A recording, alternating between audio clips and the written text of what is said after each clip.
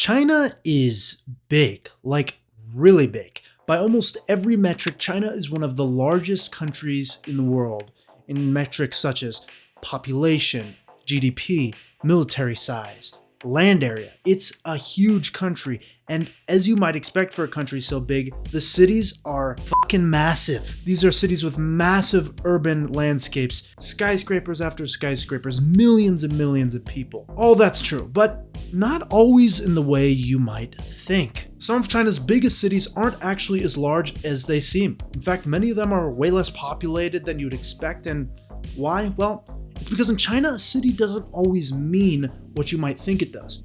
What the hell am I talking about? Let's get into it. If you've been on TikTok or Instagram or literally anywhere, you might have seen this city called Chongqing, a city that looks like something out of Cyberpunk or Blade Runner. Yes, this is a real place, and you might notice something that is said in almost all of these videos about Chongqing is that it has a population of 32 million people live in this city. Population of 32 million people. I'm about to get on a flight to supposedly the most populated city in the world. 33 million people is enormous and would put Chongqing alongside some of the largest cities in the world, including Jakarta, Delhi, Tokyo, and more. But if we actually compare the size of these cities and compare it to Chongqing, we can see that there is a huge difference. Here we have Chongqing, and we can see that it's about 20 or so miles in terms of height and width. But let's take Chongqing and place it right over Tokyo. And as you can see, Tokyo is many times more massive. And if you've ever been to Tokyo, you would know Tokyo is extremely dense in parts, with entire parts of the city being covered by buildings 10 stories or taller. And in comparison, when looking at Chongqing from Google Earth, we can see many parts of the city are still sparsely populated, almost rural. This is because Chongqing has mountains that run right through the city. And yet, despite all this, Chongqing somehow has a population of 33 million compared to Tokyo's 37 million. So, how is this possible? Well, it's not, kind of. While the urban buildup of Chongqing is not too large, Chongqing is technically one of the largest cities in the world. And it's not just Chongqing, many of the largest cities in the world by area are in China. And this can be seen again on Google Maps. When you click on the city of Chongqing, you get this absolutely massive area that is 32,000 square miles, or about the same size as all of South Carolina or the country of Austria. Yes, you heard that right, a city the size of Austria. And it's clear that Chongqing, the area, is not entirely a city. Much of it is rural, forest, mountainside. So what the hell is going on? Chongqing is special in China. It is what is known as a direct administered municipality, of which there are 4. The 3 others being Shanghai, Beijing, and Tianjin.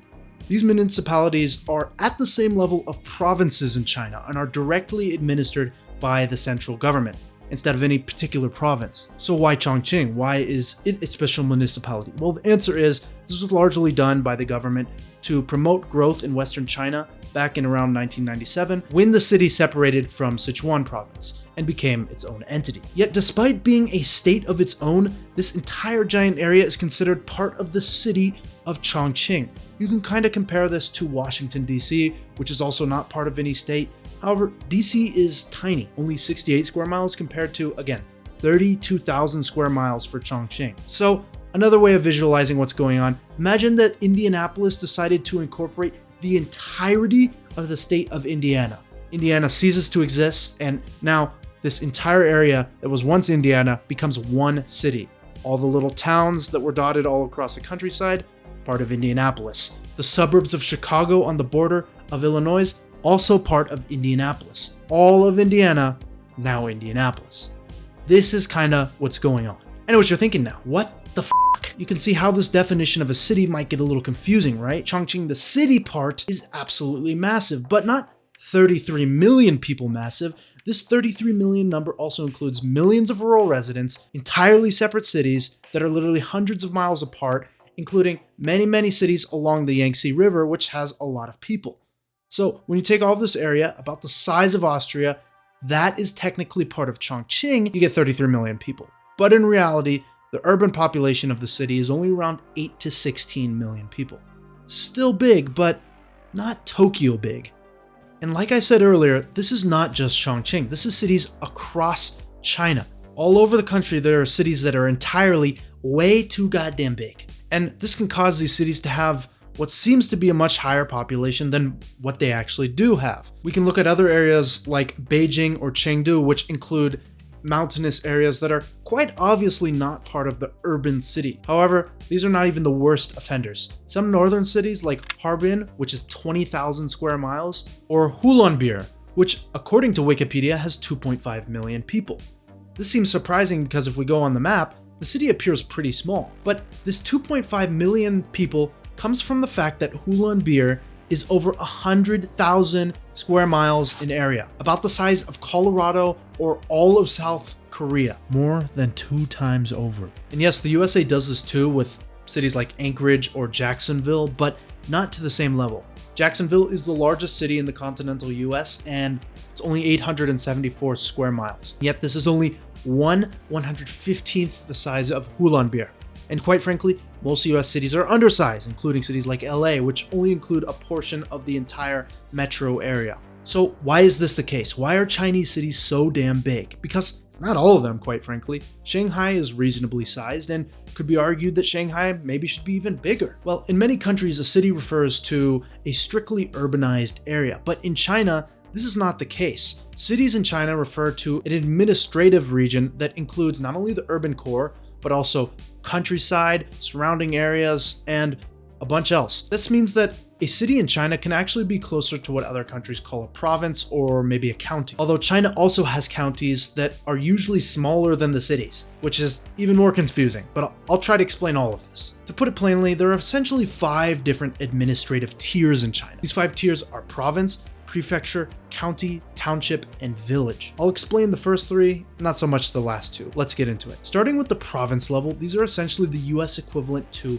state. They are directly under the control of the central government and include normal provinces like Guangdong, Shandong, Jiangsu, but also autonomous regions like Tibet and Inner Mongolia, and also the aforementioned cities like Chongqing, Beijing, Shanghai, and the other municipalities. So although technically Shanghai is a city, it has the same administrative level as any Chinese province. This is kind of simple, right? Well, it won't be for so long, so let's move on. The next tier is the prefecture level. You may have heard of prefectures like in Japan. Well, they also have them in China. Prefectures are essentially subdivisions of provinces, but here's where it gets confusing.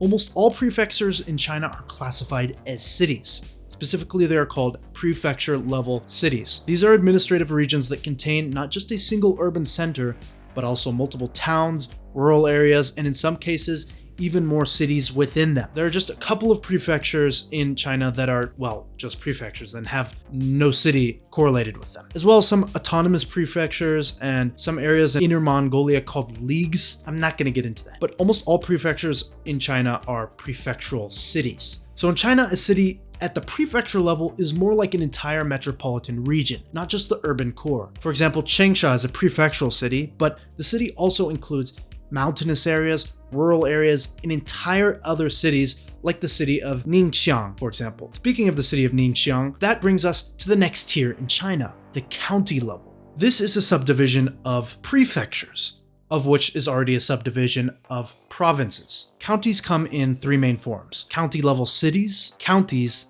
and districts. County-level cities like Ningxiang are smaller cities that are still governed by a larger prefecture-level city like Changsha. Regular counties tend to be more rural and make up much of the farmland or wilderness of larger prefecture-level cities. For example, Changsha County does not include the super urban areas of Changsha, but rather the more rural mountainous areas surrounding the main city. And then finally we have districts, which are fully parts of a prefecture-level city and make up its urban core. For example, Furong District is an urban district that includes some of the densest parts of Changsha.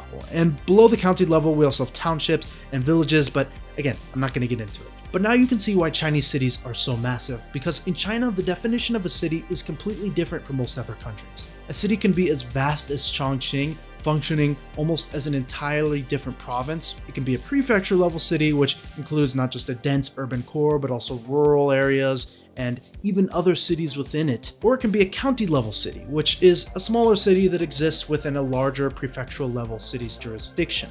With such a broad system, the term of city in China can mean anything from a dense metropolis to an entire region, making comparisons with cities in other countries far more complicated than they first appear. This is why it's hard to just say the populations of cities in China are larger than those in the USA, because they're completely and utterly different meanings. The only real similarities being that they're also called cities. So anyways, that's it. I hope you enjoyed the video. Like, subscribe, appreciate it. I'll see you guys soon.